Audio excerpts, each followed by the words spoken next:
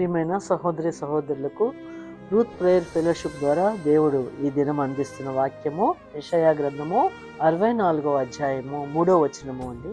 జరుగునని మేము అనుకొనని భయంకరమైన క్రియలు నీవు చేయగా అన్యజనులు నీ సన్నిధిని కలవరపడుదురుగాక. నీవు దిగి వచ్చేదువు గాక, నీ సన్నిధిని పర్వతములు తత్తరిల్లును గాక.